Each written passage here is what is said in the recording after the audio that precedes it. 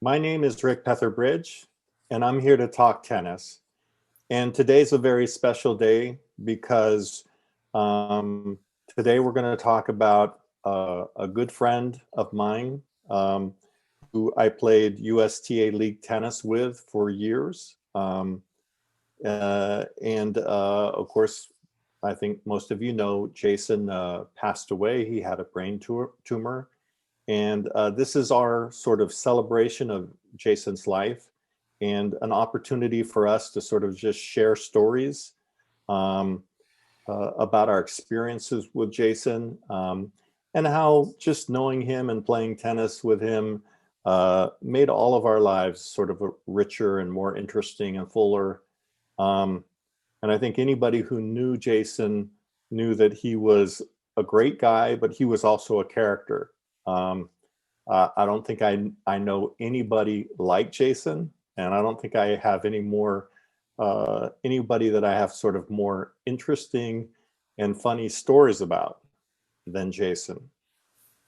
So I'm going to start off and just say one thing about Jason that struck me from the first time I met him, and it was true during the 5 or 6 years that I knew him, and that is I don't know anybody who loved tennis more or who played tennis more than Jason did, right? I mean, he's a really rare kind of guy. You'd have a match at 1 o'clock or noon, and he'd show up, you know, 10 minutes before the match. He'd tell you, well, I've already played 4 sets today, right? I'm not going to do any warm up, right? Right. And just let me know when you're ready to start. And you have And a breakfast burrito and a Coke, or you come in with McDonald's and you're like, oh my God, I'm playing with this guy? right. Big gulp, little big gulp there. Yeah. Right. And I think we all had that first initial reaction like, oh my God, this is going to be, uh, a tragedy here, right? He's not ready to play. He's not warming up. Um, and yet he was an amazing player with all kinds of trick shots and skills. And yeah, no, I just, that always stuck with me about Jason, about, how often he played tennis and just how great a passion and a love he had for tennis. But anyway, let's get it started. I'm going to turn it over to Ted, and we're all just going to sort of share our memories and our experiences about what made Jason such a special person. I tell you what, that story reminds me of the first time I played against him. Actually, I were playing the 300. I wasn't on Naldo's team, and I'm looking at this guy, and he just sits there, and he does not look like a tennis player, and he's just talking the entire time, and I'm just thinking, what the heck is going on here?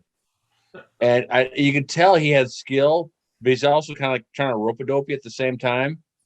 And he would just come up with these shots, and then he just get balls back, and this is like you get frustrated, and the more I got frustrated, the more it charged him up. He just loved getting inside your head. Yeah, first of all, he would narrate an entire match, which you had to get used to, but was, fairly enjoyable, unless he made you laugh in the middle of a point. But in general, he was pretty good about it. Yeah, I mean, it was entertaining. It was a first for me to when I first was introduced to him. The rest of the guys are all, very competitive. Everybody is pretty serious. We go out and we start playing matches, even when we're scrimmaging among each other. Completely different story when you're talking about Jason. So you had to, if Aldo paired you with Jason, or you were playing against him, it was definitely going to be a different type of match. But it was great. It was great tennis. It was amazing to watch him. I very much admired him. He barely moved around the court, yet was, a really effective, great player. It was just amazing to watch with just little flicks of his wrist.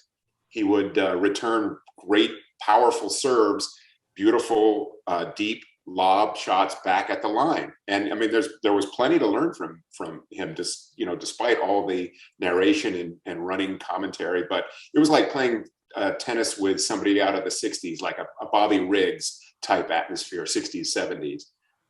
So yeah, it was really special, and definitely somebody who's going to be missed. He's the character out of all the 300s, and out of all our guys who I love everybody. I love playing with everybody. He was a character. He was really somebody, and somebody who will be missed. That's for sure. So one of my strongest memories about Jason is the last time I played a competitive match with him. And, you know, of course, I didn't know that he had a brain tumor at this time. But I could sort of sense that there was something wrong with him, right? You know, he was still kind of the same, you know, happy-go-lucky guy, but you could sense that he wasn't quite the same person. And of course, it's the same thing. It was a match. It was like a 1 o'clock match, and of course, he shows up. He's played 3 sets already, right? He says, "I'm really tired," right? Instead of warming up, he actually lies down on the ground. He's done that before, yes. On the tennis court, right? Yes. Like, I'm over there warming up against my 2 opponents, and he's literally looks like he's sleeping, you know, on the side of the tennis court. And that was possibly for effect too, don't you think, for the other guys? It could be, but I think also it was a little bit of sign that, like, you know, there was some fatigue that he had, probably from this brain tumor and stuff that he dealt with, and he just liked to play so much he didn't let it stop him. By the way, that was the last competitive match with you that he had. After that, he couldn't play as good anymore. That was an amazing comeback. You could keep telling your story, but that was with you the last competitive match that he was able to play. Right. At the level that he's used to. Right. No, and I still have a really strong memory of this because it was such. So he shows up, right? I can tell, like, he's not quite the same Jason. You know, there's some issues going on. I warm up. We start the match, and I'm playing really bad, right? I don't know what's wrong with me that day. You know, sometimes I wake up with old legs. I'm 66. You know, look, a lot of partners would not be so kind, right? When, you know, I played horribly that first set, right? And, you know, Jason's just Jason, right? He's having fun, and like Adam says, he's sort of narrating the whole match, you know, and he'll walk over to me and every once in a while say, like, you know, we're trying to win this thing, you know? That's a nice way of putting it. That's a good way to do it. But like, clearly, like, he's not bothered, right? Like, it's not his problem that I'm not playing well, and it's not his fault that we lost this first set really badly because I'm playing really poorly, right? And then we come back in the second set, and Jason's playing really well, and I'm playing really well, but I'm still noticing, like, on changeovers, he's like lying on the ground, like, and he's like almost taking a nap, right? And I'm like, "You okay, man?" Like, yeah, I'm good. And we went on to win this match in a super tiebreaker. You know, it came down, you know, it was like maybe 8-all or something, and we won the last 2 points. And of course, Jason hits this, you know, I mean, nobody hit these spectacular shots the way Jason did, right? And that's because, you know, he'd hit 3 normal shots and a couple of like weird, funky shots. And then all out of nowhere, he'd hit, like, you know, this huge shot, like, you know, something you expect from Federer or Nadal or whatever. And it just always stuck with me that, you know, clearly he had some health issues and he didn't really understand what was going on with him, but he was still, like, totally into this competitive match, and totally hit the winning shot and won the match. By the way, you guys were on the tiebreaker. I think you were 2-7 down. Right. Wow. Wow, that's a great legacy for him to leave. Holy smokes. and we needed, it was a 55 and over match. We needed it to win. You were the line for us to win the match. And to win from there, we went on to win the division thanks to this win. Or else it would have been that team that we were playing against, they would have won the division. But luckily, you guys came back from a 2-7 deficit. And it was amazing to see. I was like, wow. And then it just Jason being Jason. Right, right. Mm. And another thing about Jason that was always so interesting to me was, you know, he didn't look like a good tennis player, right? I mean, Jason was a little pudgy. He was a little soft around the waist, right? Little.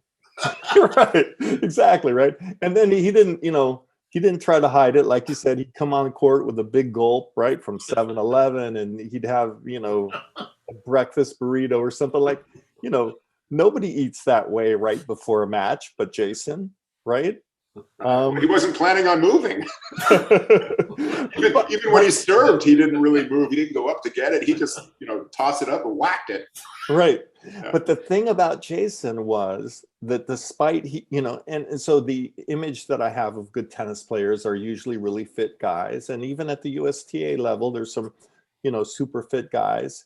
But he was somebody that somehow he got the absolutely most out of his physique, right? Like, you know, and he would surprise you, right? Every once in a while, he'd just get to a ball that you're like, Jason, if you can get to that ball, like, why are you standing around, right? But it's a big point, and you know, he takes the extra step, and he surprises everybody on the court that way, right? And you know, and then also like the fact that he could play tennis all day, right? I mean, for me, I play my 2 sets of tennis and I'm done. That's it, right?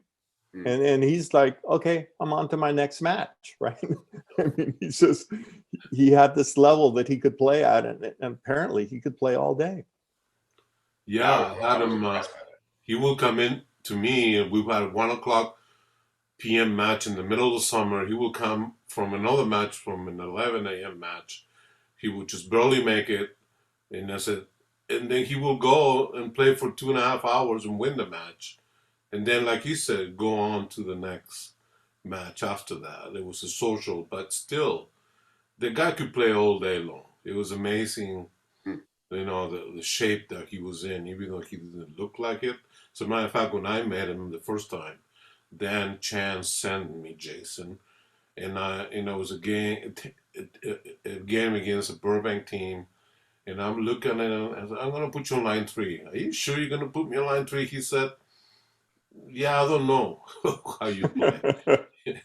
And then I went to look the way he was playing, because I was checking him out, and I was amazed to see what quality, what talent, and He what an played amazing, smart. He didn't play hard. But man, when I saw him play, and I told him, you were right. Why did I put you on? It was like, whoa, who is this guy? It was just, and from there on, I think for 4 or 5 years that he played with me, I think he only lost 2 matches, and one was, I think a couple of those when he went up to 4-5, but at 4-0, man, he just would not lose. And then we went to nationals with Ofer and him playing together. that was interesting. That's a dynamic pair. Very interesting, and the whole situation was interesting for nationals. But man, they went out. They did very well together up to the last match. They kind of like I don't know. Well, anyways, but it was an amazing record that he had with us, and he still does. Another thing about Jason, he had this like amazing skill set, right? First of all, he loved trick shots, right? And you could tell, like, you know, you only get 1 point when you win a shot, but if he won a point with a trick shot, he felt like he won 5 points or a whole game, right? And it wasn't, so he loved this high lob, right? He had this high lob that he hit with a ton of spin, and your average 4-0 player just really didn't know what to do. if you let the ball bounce, it would take such a weird bounce. You might not even be able to get your racket on the ball, right? And so for people who, didn't know that this was part of his regular game, it would make them crazy. And it also made them look, it would embarrass them in a match, right? You hit this high lob and you're waiting, it seems like for 10 minutes for it to come down. And then it comes down and you can't get your racket on it because it's got so much spin and it takes such a huge bounce, you can't get to it. But it wasn't just that, right? So he had this whole bunch of lobs that he did. He loved angles, right? And Ted sort of said this about playing smart instead of hard, right? But, he had this thing where he could hit a huge angle, either off of the forehand side or off the left-hand side, the backhand side, right? Where he wouldn't hit the ball hard at all. It was a totally touch shot, but he'd put it like right in the corner, right? I mean, and like you're not supposed to be able to do that from the baseline, but of course he loved that stuff, right? I also had him in a match one time do the underhand serve, right? I've seen that many times. For no reason, right? We're winning the match easily. We don't, right? But that was just Jason, right? He saw that his opponent was way back, right? And he hits this, underhand serve. The guy can't even get to the ball because it lands so short in the court. I don't know anybody at the 4.0 level that had that sort of huge skill set, right? And you'd get used to him doing certain things, like he tended to hit his backhand, either with a slice a lot or sort of flat. Then every once in a while he'd hit this huge topspin backhand, right? Out of nowhere, right? So you just like never knew what you were going to get, but you knew that every time you played with Jason, you're going to see, trying to think of the pro level, like Monfils, right? For people who love watching men's tennis, Gael Monfils is a guy that pulls off these spectacular shots, and his have a little bit more to do with athleticism. But Jason was not as athletic as Gael Monfils, but he certainly had a bag of trick shots and skill shots that he'd pull out, and everybody'd sort of look at each other like, what?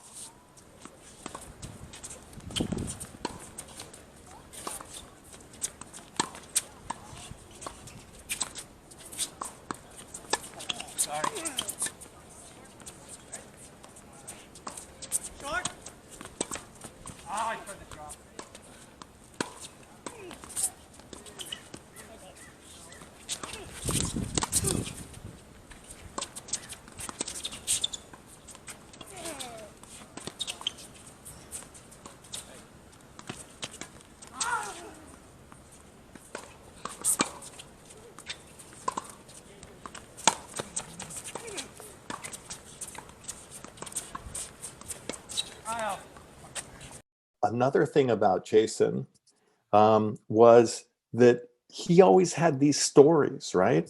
I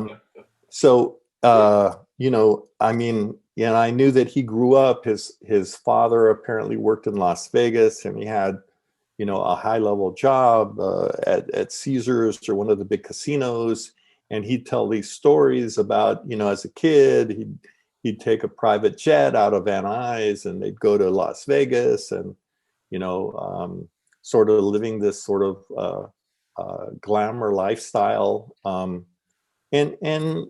he also knew a lot of people, right? So like whenever you'd have a conversation with him, he'd be throwing out these names of, I played tennis with so-and-so, right? And, some of them were, big name people. They might've been retired and, but. Well, he played tennis with Pancho Gonzalez. Right. So, I mean, that's as big as you get, if you ask me. I talk about, and that's a part of men's tennis, that era, that nobody knows about, because number one is in black and white, is before tennis was really as big as it is now. Right. So, yeah, no, and that was the thing. Like, he actually Yeah, I totally agree with you. Pancho Gonzalez is tennis royalty, right? And you know, Jason, because of the life he led and stuff, and how much tennis he played, he knew some of these people, right? And he'd tell you his Pancho Gonzalez story or his Andre Agassi story that he met in Las Vegas, and you know, it was just uh, part of hanging out with Jason that you were going to get these kind of crazy, wild stories. And then it was clear that he lived a really interesting life. I kind of call him a tennis impresario, I feel like, or at least, out of our bunch, right? Because there's clearly, and if you talk to, like, I was talking with George, I was playing with George, is it Paget, the former principal? Yeah. Talking with George. And so he, I think, goes back a little bit with Jason too. And there is a lifestyle, a tennis lifestyle, which to me sounds like a blast, probably 70s, 80s or whatever, where he was definitely hobnobbing with the hoi polloi. I mean, obviously a lot of wealthy people with private courts. And I think George has even had some of this experience, and some of our other guys actually have too. I think Dan even told me. So there's a kind of a really interesting, I would love to have experienced that, where people are playing with kind of very high profile people who obviously like setting up tennis games, regular games, almost like a poker game, right? But tennis games at their private courts, and then bringing in really good players, which if you're a mediocre but well-known person with a lot of money in a court, why wouldn't you bring in a whole bunch of really good players? Any one of us loves playing with great players. And in fact, it brings up a story. One of my clients was the Gavin Rossdale, the singer from the band Bush. And actually, Jason always used to talk about, because he knew I was in the music business, he used to talk about all the famous musicians he used to get to play with. And Gavin Rossdale did exactly what I was saying. Because he was famous and huge in the 90s, he could basically invite any professional tennis player to his home. I think he was in Studio City, and get to hit with pro players. So that's kind of the world I think that Jason was living in, and seems pretty exciting to me. So, and I was never really sure of all the stories he was telling. And I told a story to the guys, but I'll put it on this so that it's we have it. And the last time, I guess probably that I ever played with Jason was he invited us after one of our, either a tennis match or one of our practices. He invited everybody, hey, join me. There's a guy on Topanga. I think I told you guys, there's a guy on Topanga. He's got a grass court. It'll be great fun. There'll be women. There'll be drinks. It'll be good fun. And I never took him up on these invites, but I did that time. And George came that time too. And it was for real. This guy whose house it was like Jason, but probably even to a greater degree, one of these tennis impresarios. He had photos of him with Bobby Riggs and presidents and queens and kings all playing tennis, some of them on that court that we were playing on, which is carved out of 3 walls of Topanga Canyon and a reasonably good grass court. First time I ever played on a grass court. That's one of the reasons I went. And so after that, I was a believer. It was pretty special. It was like, oh my God, this is a bygone era, or this is maybe one of the last remaining vestiges of this. Maybe it continues. Maybe it still goes on. I hope it still goes on. But Jason was definitely a part of that, and so I kind of thought it was pretty cool. I felt that Jason was my connection to an era in LA and Southern California that obviously is a pretty special thing, and he was part and parcel of it. And I think that's where all the trick shots came from, and all the narration and the jokes and the stories. He had a lot of stories to tell. I don't know how somebody who can steam hot dogs and beer buy Caesar's Palace for $60 million. You got to steam a lot of hot dogs and beer, as they did in my father's first restaurant. It's called Lum's. So it's all due to the magic of franchising.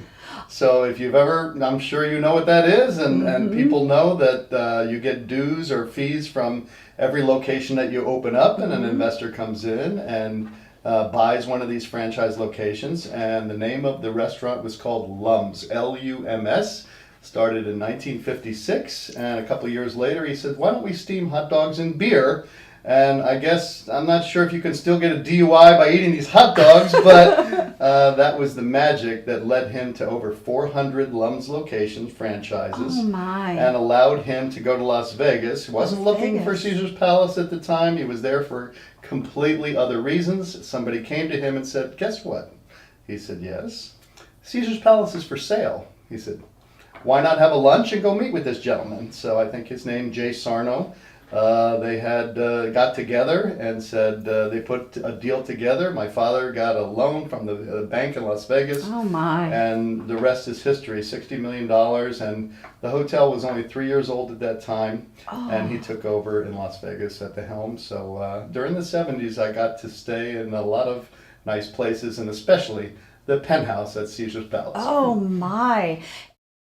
My sort of final take that I just, Jason was an amazing person. My life has been so much richer by the tennis people that I've met and the teammates that I've had from the USTA leagues. He's, sort of the epitome of that, right? Somebody who kind of, tennis was the center of his life, right? I mean, you got the feeling like, he planned out his tennis schedule first, and then maybe he had a little time over. He did a little work, although he didn't seem to do much work. And it seemed like, his whole social life was wrapped up in tennis. And I'll always remember him as someone who just, loved tennis, played tennis all the time. Was always up for a match. And one of the cool things about Jason was that, he was a good player, right? Especially when he was at his best. And, some players get a little snobby. They don't want to play with anyone that's not better than them. Well, Jason was better than me, right? He never had any problem, playing with me, or, never complained that Yeah, no, he was I very wasn't generous as that good. way. He was generous with Yeah. me that way too early on. Yeah. That was very nice.